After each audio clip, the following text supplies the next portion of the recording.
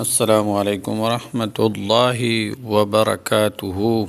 بسم الله الرحمن الرحیم.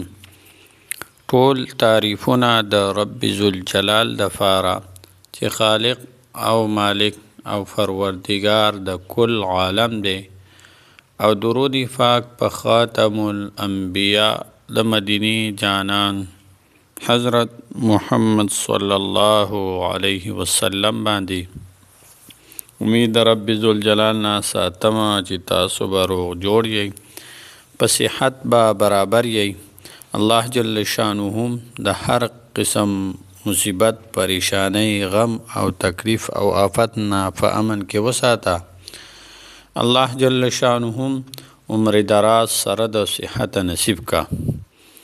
محترم عزیزانو، قدرمندو، مانن ستاسو د فاره یو ډیره مجربه، ډیره باکماله د ناممکنه حاجتونو پوره کېدو د فاره، د مشکلاتو نه ځان ویستلو د فاره، په مصیبتونو کې اخته خلک چې کم دي د هغوی ځان د مصیبتونو نه د خلاصېدو د فاره، یعنی د مصیبتونو نه ځان ایستلو د فاره، د پریشانو ختمولو د فاره او د حاجاتو پوره کولو د فاره ډیره مجربه او ناشنا وظیفه د زیارت د ورځې او د جمعې د شپې، یعنی جمعې مبارکې د شپې وظیفه راوړې ده.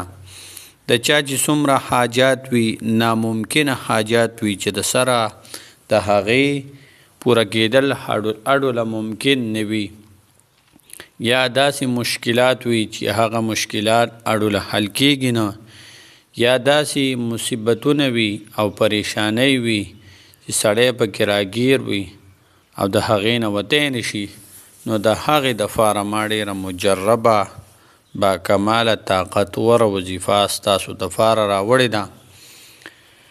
وظیفه ډېره اسانه ده، وخت هم پې دومره نه لګي، خو کار به انشاءالله تعالی په ګارنټۍ سره کوي. نو راځو د وظیفې طرف ته. وظیفه په څه طریقه باندې ده، طریقه کار یې څنګه دی او په څه ټیم کې کول پکار دي.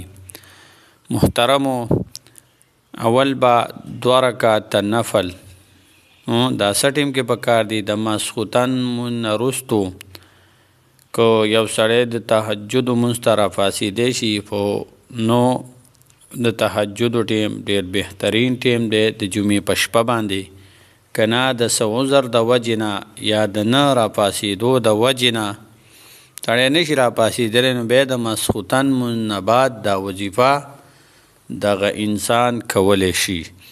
نو ماسخوتن مونځ نه وروستو چې کله فرض مونځ ادا کړئ، بیا ورپسې سنت ادا کړئ، بیا پسې وتر واجبات ادا کړئ، د هغې نه وروستو یو ځان له ځای کې با ودرېږئ، 2 رکعته د صلات حاجات مونځ به وکړئ. 2 رکعته نفل، صلات حاجات عام چې څنګه مونځ وي.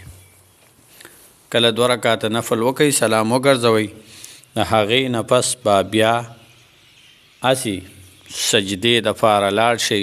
په سجده کې به کم از کم 2-3 منټه پکار وي.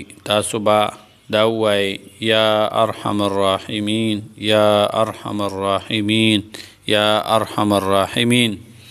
دا به په توجه سره په سجده کې ووایئ، او بیا به د دې نه سجدې نه راوچت شئ، بیا به بلې سجدې دپاره لاړ شئ. په هغې کې به تاسو ووایئ غفرانک ربنا و الیک المصیر، غفرانک ربنا و الیک المصیر. دا به تاسو 2 منټه 3 منټه هر څومره چې وي دا به ووایئ.